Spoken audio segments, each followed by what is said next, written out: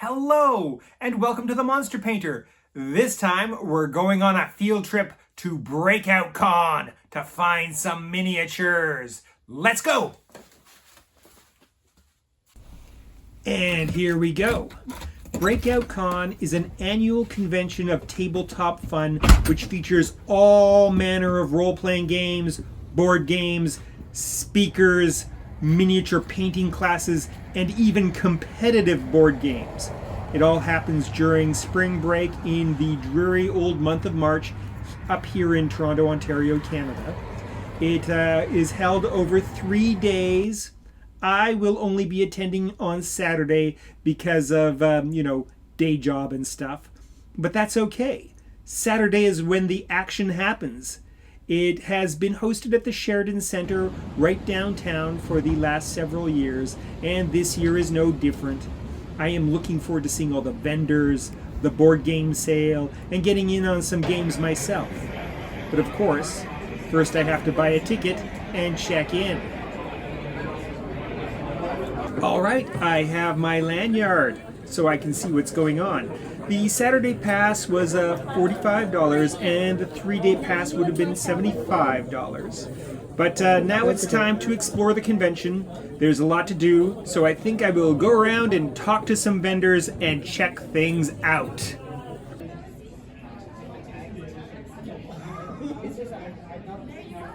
What sort of, it's a lot of RPGs, what kind of product? Yeah, so the majority of what we carry are by Canadian designers and publishers. Wonderful. We have a good number of UK publishers as well. We include PDFs with everything. We sell direct, online, we sell at events, and we distribute to retailers, both in Canada and in the UK. You got quite a big selection. You got any favorites in this lot? Oh, many. Yeah? It's hard to choose. Oh, you better point out something for me. Well, we got a nice solo play section here. I played Solo Martial Blues recently and enjoyed that. Yeah. That was fun. Go ahead. I ran this for my mother actually over Christmas. So that was very unique. That's an auction style system. Okay. Where you wager your bullets. It looks, we're in like a golden age of Things like RPGs. The Quiet You're a classic, of course, so that's been a great seller for a long time. Very good. GM-less map drawing story game. Similar to, say, Home, down that end. Like a golden age for RPGs these days. It certainly is. So these are your own...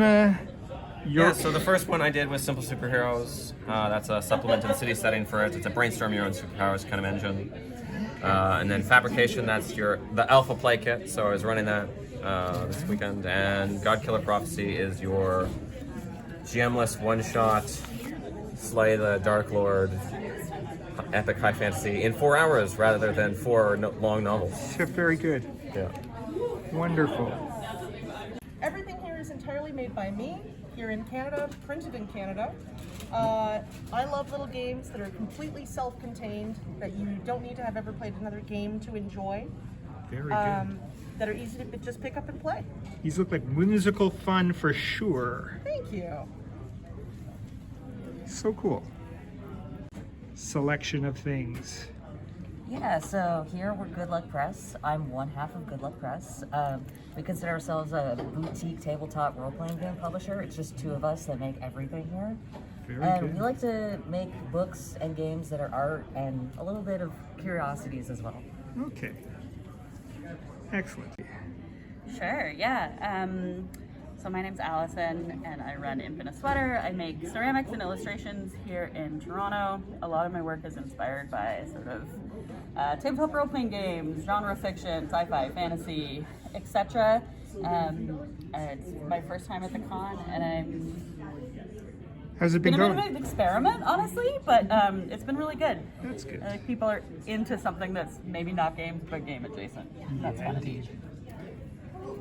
Why is there hot sauce at a board game convention?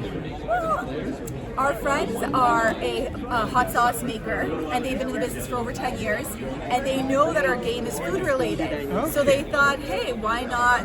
We'll make you some sauce, you can stick your label on it and sell it together. And we're like, sure, because hot sauce goes well with all of the recipes that you can make in our game. Your game, you make recipes in your game? Yeah. So pretty much in the game, you're chefs in the kitchen, and everybody has their own recipe that they're trying to create and collect the 7 ingredients for it, and you're trading around the table in a game with no turn. So it gets very hectic because everybody's trading, there's hands going everywhere all around the table, passing the cards, and then first to ring the bell, yelling order up, wins the round. Oh, that sounds fun. Awesome. What do we got here? Here is 3 companies that have come together to make a board game retreat, essentially. Okay, a board game retreat. So you guys like you book cabins or cottages? Yeah, well, so Springwood Cottage Resorts has 17 total cabins. Yeah. Up in sort of a few hours east of Toronto. Okay. And they have all the usual cottage amenities, but they also have a library of almost 1,000 board games. Nice. And they partnered with Changeling Gaming, and we basically come in to provide a lot of the additional activities, help to teach a bunch of the games that people don't necessarily know, help to run some social perception games, and the whole thing is catered by Nick from Guiding and Dragons, who basically, as a profession, takes RPGs and melds them together with really incredibly delicious food. Oh, that sounds so awesome. It is incredible. It's a lot of fun. This is a game I designed called This Humble Planet. It's a tile placement game that functions in 3D using magnetic blocks. They click together, and you can play each tile 6 different ways to earn a bunch of points. By connecting high up mountain peaks facing skyward, you get more points, or expanding upon rivers and waterfalls, or if you find some fields, making a nice rolling field to go around the map.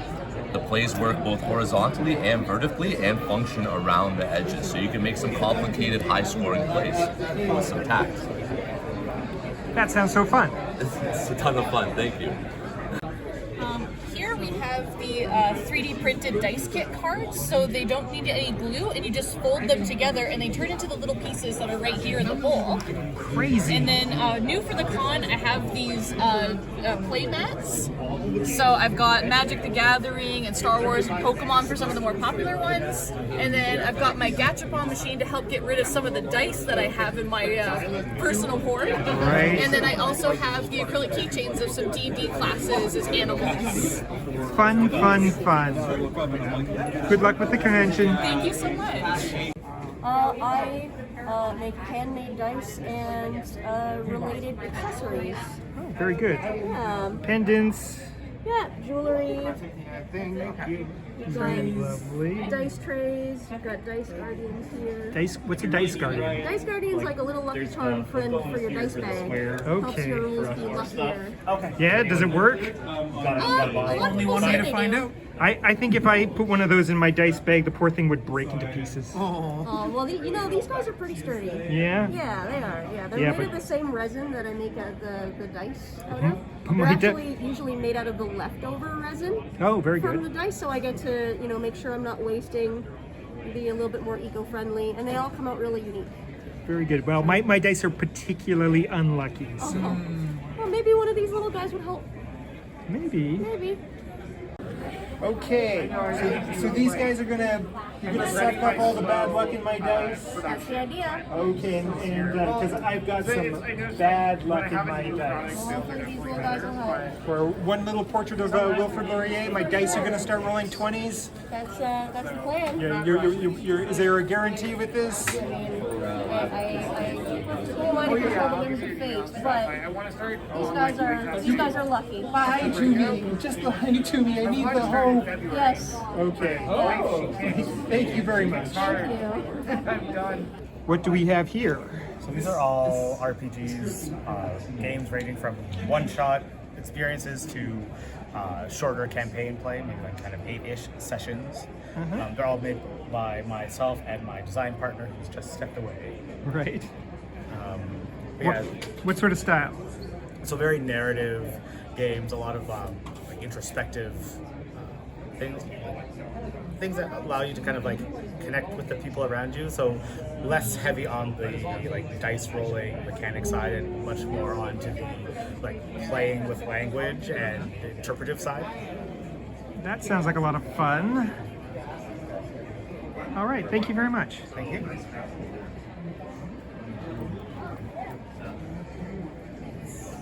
Oh my God. It's a giant booth of wondrous RPG nostalgia.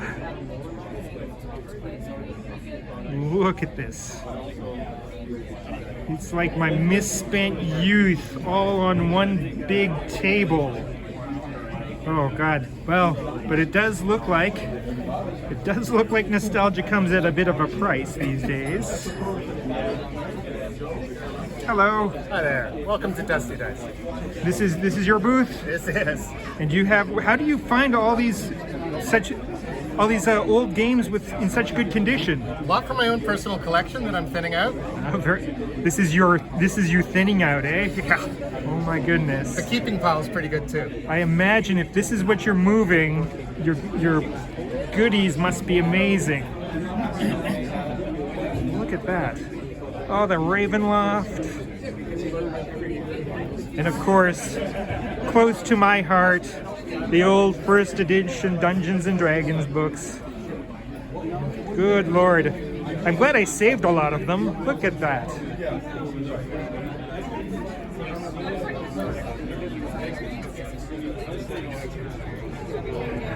Obviously, the convention isn't all vendors. There's plenty of gaming going on. Here we are in the big hall where the people are matching wits in all manner of board game challenges. It's a great place to try new games and play old favorites with the convention attendees. So much fun, so much challenge, so much competition. Go ahead, say something. Okay. Yeah, Chaotic Studios. Our mission is to bring you all D&D related TTRPG products. We have dice, candles, pins, coasters. Coasters are completely customizable, so you can get it from your favorite sports team all the way to your favorite character. We have dice, both homemade and locally sourced. We got dice cases that we can make with your brand name or your specified name, your character name, anything you like. We got dice towers, wall mounts of dragons, as well as mystery minis and our wonderful selection of miniatures. Yeah, most importantly, miniatures. The monster painter loves miniatures. And these are all the 3D prints. Are you guys the designers? We design a couple of them, and we also work with Primal Collectibles. Check out this guy here at the top. You can really get close there on that one. They have great details, and those guys are great designers. Excellent.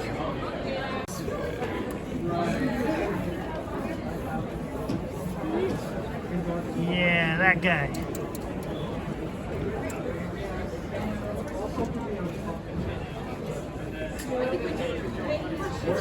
Yeah, he looks pretty cool. Yeah.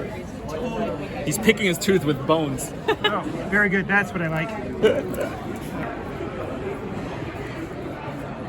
Sweet big hill giant. Apart from the main hall, there are all sorts of side rooms where people are playing games.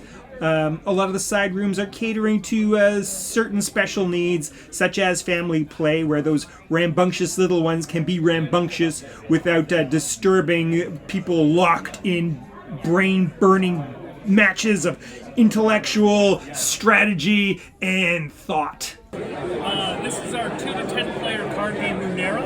It's a basic game of gladiatorial combat, where as you play the game, you're going to be drawing weapons and armor and playing different favors to manipulate the game. A lot of cards come down to dice roll, so think of it as the crowd either giving the yay or nay as things happen and effects occur throughout the game. And basically, you're trying to reduce the likelihood of all your champions down to 0. Well, that sounds like a lot of fun. Well, you bet it is. 2 to 10 players. Give it a go. Hey, hi, I'm George. I'm with Anti-Hero Games Publishing. So we have here Shadows of the Past, a super cool historical RPG. It takes all the work out of playing pretend with your friends. There's no math in any of the dice rolls. We've got mental health included, downtimes that actually matter. You play at any point in history, from ancient Egypt to World War II. Go kill Hitler or be a Viking. Sail the seven seas as a pirate. This game you can do anything with, and we keep it nice and simple. Come check us out. No math. No math. Your dice roll against my dice roll. If you're good at something, roll a bigger dice. If you're bad at something, you roll just a little dice. Highest roll wins, players win ties. That's it, that's all. Very good. Oh well, let's look at this. World Series of Board Gaming. That looks fun. One thing's for sure, I am absolutely not qualified. So people aren't just playing board games at Breakout Con, they're also playing tabletop role-playing games. And they're playing all sorts of tabletop role-playing games in a dizzying variety. The big surprise of the convention is hardly anyone seems to be playing Dungeons & Dragons. In previous years, D&D had its own room with tons of games going on, and it was hard to book a seat. Not so this year. There are only a few games of D&D, and it was relatively easy to get a spot. Alright, so these are RPGs. We have Blades in the Dark here, moving over to multiplayer RPGs, and resources that are agnostic to any type of play. So you can play Game agnostic. Game agnostic, so you can play them with anything. I love the idea. We also have Lumberjills, which just came out yesterday, right from the author. Canadian local to Toronto. Very good. We love local Canadian content. Really, things that sell extremely well are 1,000-Year-Old Vampire. It's a very nice game, and it has a sister game, 500-Year-Old Vampire, which is done in a group instead of solo. Ah, very good. This one is a solo book. That one is in groups. Are you guys a distributor or a publisher? We import, so we're Canadian from Ottawa, and we import these from IPR, which is in Texas. Excellent. Yeah. We also have our Chess X dice here, Of all course. from Denmark and Germany. The math rocks. Can't play these games without the precious math rocks. Exactly. Excellent. We have Something's Wrong with the Chickens, which is a game that's being played here at the convention. It's been selling really well. People really love it. I just made a whole bunch of crazy chicken miniatures. So. Perfect. Yes, this is KTBG. We're here at Breakout 2025, and we've got a lineup of games available for sale, and then also some new prototypes that we're showing off. So on some of our tables here, we've got River Market, which is the new game in the Creature Comfort series, the new game by Roberta Taylor. We're also showing off Layers, which just completed a Kickstarter last year and will be fulfilling later this year, along with a wide array of different games that are out there. So having lots of fun showing off the games here. Excellent. Looks like a ton of fun. So this is stuff by people who participate in the convention? Yes, the volunteers who are recruiting. Oh, okay. So this is like a cavalcade of self-published. Absolutely, yes, exactly. Wow. There's the two flavors of it, and this is the more streamlined version for larger units. This is the modern version then? I guess it's certainly modern. It's different scopes for different folks. Right. Classic BattleTech still plays for that really die-hard, dyed-in-the-wool classic tabletop gamer who wants all the nuance. Right. Alpha Strike is a much more casual game, which means you can play it with folks who are a little more board game friendly than war game friendly. Right. Or you can play with much more units. We've got, some 15 folks on the field right now. A classic BattleTech game like that would take 3 days to play, maybe. Right. Whereas an Alpha Strike game with a simplified rule set means you lose some of the granularity, but you can play a big battle of this size and be done in a couple of hours. And the game is really getting a lot more popular right now. It's sort of starting to eat 40K's lunch a little bit. we're a little, we might be just nibbling on their appetizer. We are number 2 in sales in terms of miniatures, board games and stuff. Not gonna lie, that's a distant 2. Games Workshop still rules the world. Yeah. What's fun is that we are ahead of Age of Sigmar. Oh, very good. So, I don't know what to do. I'm not going to bad talk Games Workshop. I like Warhammer a lot. It's a fun thing. Yeah, but it is a come from behind at the moment. Everyone is very surprised to see it, and we see a lot of players who go, "Oh, I remember playing this, back in 1989, or I remember playing MechWarrior 2 on my computer in 1990. I remember XYZ."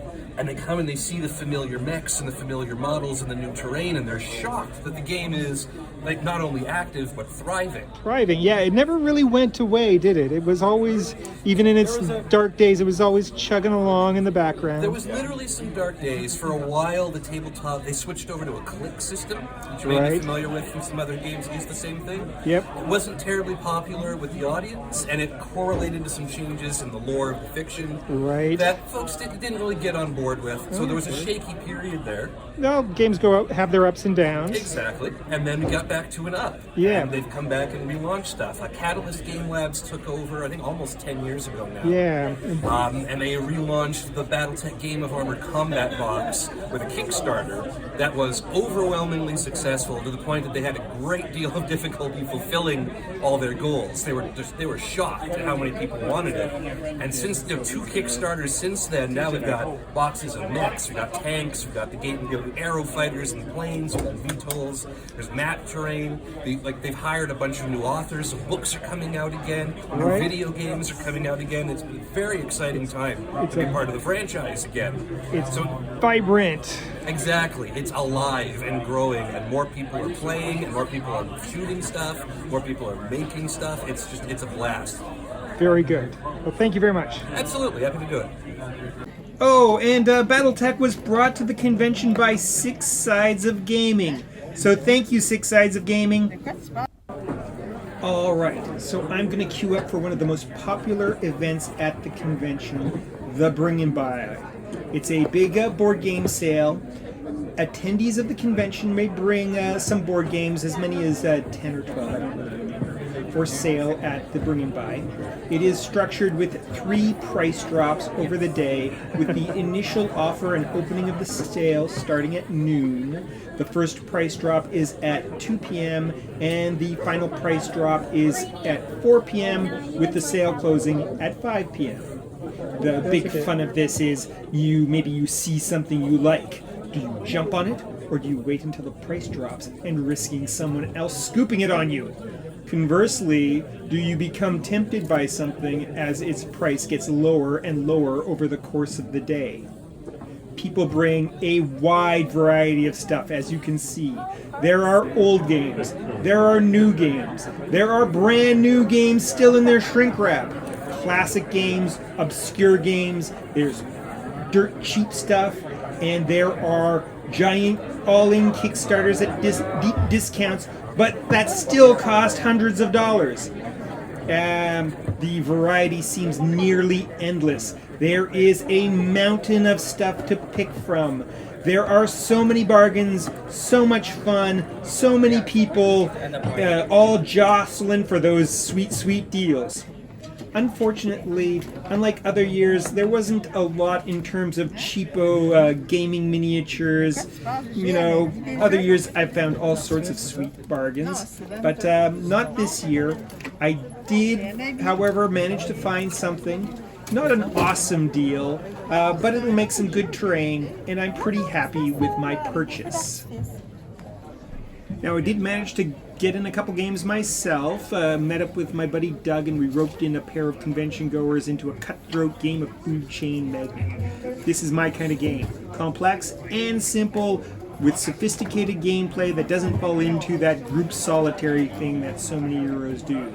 And it's got a beautiful brutality, just like a miniature war game. Doug, how'd we do at Food Chain Magnate? I went bankrupt, pretty much. We got clobbered. Who won? this gentleman over here who is... Hey, I'm Gabriel. How you doing? I'm cleaning. I gotta clean up. You won, didn't you, Gabriel? I did win. Yes. Hey, Gabriel. What do you study at university? I study math and finance at university. I don't think that tracks. I also have played this game. There are many things that could point to why I won. Yeah. I don't want to point to any single one of them. Boy, did you clobber us, though. Wow. I did club. I did do quite well. Second place at 75. I had 175. So the game was won. Yep. It was. Yeah, that's all. I don't want to say anymore. Well, that was a long day of gaming fun, but now it's time to head on home and watch myself a monster fight. Tonight's match is a super heavyweight battle featuring this big bad troll. A genuine Dungeons & Dragons model from an old board game. Versus this grim Martian monstrosity. A genuine Doom model from an old board game. Who will win? Let's roll the old bones and find out. Oh, youch. Well, that's going to be a real slugfest. Let's see how it plays out in the ring.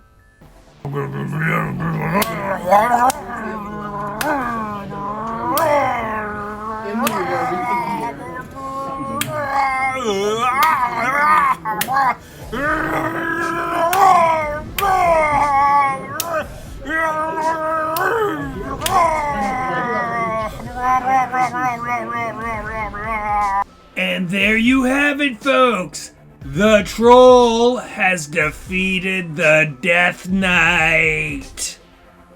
I'd like to take a moment to thank my channel members for their support. Lauren, Mark, and Spamalinguist, your support of the Monster Painter is greatly appreciated. And if you would like to support the Monster Painter with some money, all you have to do is hit that button down there, and then you'll gain early access to Monster Painter videos, a monthly members-only monster fight, digital badges, and I will be revealing the secrets of faster than speed of light travel, just for Monster Painter members. HeroClix miniatures. A whole bunch of cheap HeroClix miniatures. Remember to like, comment, subscribe, and share the video, and ring the bell. Ring